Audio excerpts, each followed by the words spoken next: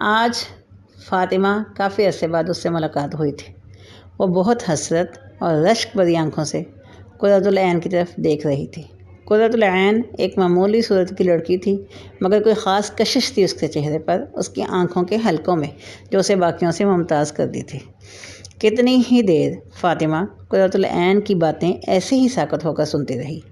تمہیں ایسے کیسے جواب مل جاتے ہیں قرۃ؟ وہ بہت حیرانی اور رشک کے ساتھ اس کی طرف کھسکتے ہوئے بولی۔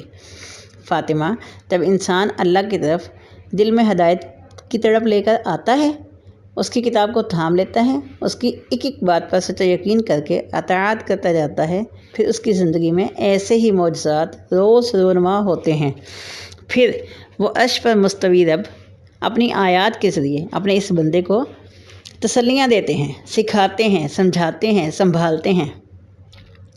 قرۃ العین محبت بھرے لہجے میں اسے بتا رہی تھی کہ آنکھوں میں نمی سی تیرنے لگی۔ فاطمہ کے رونگٹے گویا کھڑے ہو رہے تھے۔ اس کی باتوں کو سن کر اس کے جسم میں ایک لہر دوڑ گئی تھی۔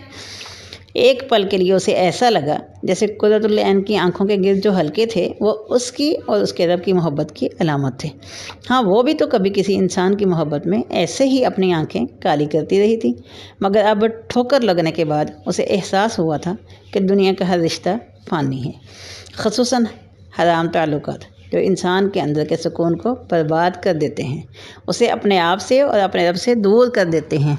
مگر وہ سنبھلنا چاہتی تھی۔ اب قرۃ، میں ایسا کیا کروں؟ اللہ مجھ سے بھی ایسی ہی محبت کرے، میں بھی اس کی محبت محسوس کر کے آنسو بہاؤں، مجھے بھی وہ ہر لمحہ تھامے اور اپنی آیات کے ذریعے جواب دیں۔ فاطمہ کے لہجے کی تڑپ، آنکھوں کی نمی قرۃ کے ایمان میں مزید اضافہ کر رہی تھی۔ وہ دل ہی دل میں فاطمہ سے محبت محسوس کرنے لگی تھی، اور یہی تو تھی اللہ کی خاطر محبت، اس کی محبت حاصل کرنے کی خاطر محبت۔ قرۃ العین مسکراتے ہوئے پیار بھرے لہجے میں اس کے ہاتھ کو تھامتے ہوئے کہنے لگی، فاطمہ، تمہیں پتہ ہے یہ ہدایت واحد ایسی چیز ہے جس کے لیے جب تک تم تڑپ نہیں دکھاؤ گے وہ نہیں ملے گی۔ اللہ کے آگے سجدوں میں گڑ گڑاؤ کہ اللہ مجھے ہدایت دے دیں، مجھے اپنی محبت کے لیے چن لیں، اللہ کو دکھاؤ اپنی طرف۔ تمہیں پتہ ہے کہ اللہ تعالیٰ قرآن پاک میں کیا کہتے ہیں؟ وہ فرماتے ہیں کہ وہی ہدایت دیتا ہے ان کو جو اس کی طرف رجوع کرے۔ شورہ آیت نمبر 3۔ تم رجوع تو کرو، وہ تو منتظر ہے تمہارا۔ تم ایک قدم بڑھاؤ گی، وہ کتنے ہی قدم تمہاری طرف آئیں گے۔ وہ تو بندے کی توبہ کے ہر وقت منتظر رہتے ہیں۔ فاطمہ، وہ مالک ہیں، ہم غلام۔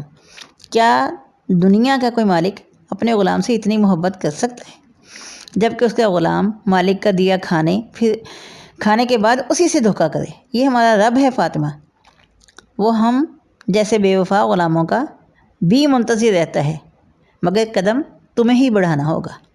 فاطمہ حیرت سے اس کی طرف دیکھنے لگی۔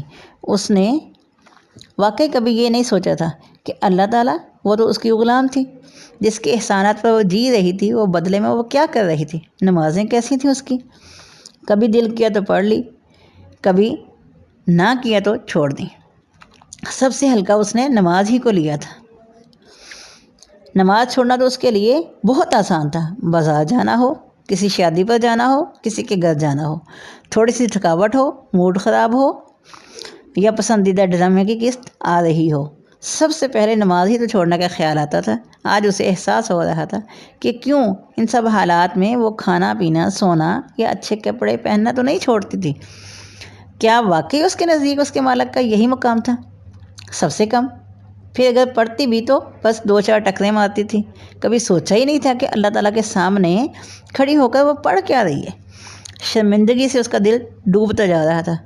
وہ کیسے پلٹے اب؟ کس منہ سے جائے اس کے پاس کہ جس کی تھالی میں کیا اسی میں چھید کرتی رہی تھی؟ وہ اس جیسی نافرمان غلام سے کیسے محبت کر سکتا تھا؟ اس کے ٹپ ٹپ آنسو بہنے لگے۔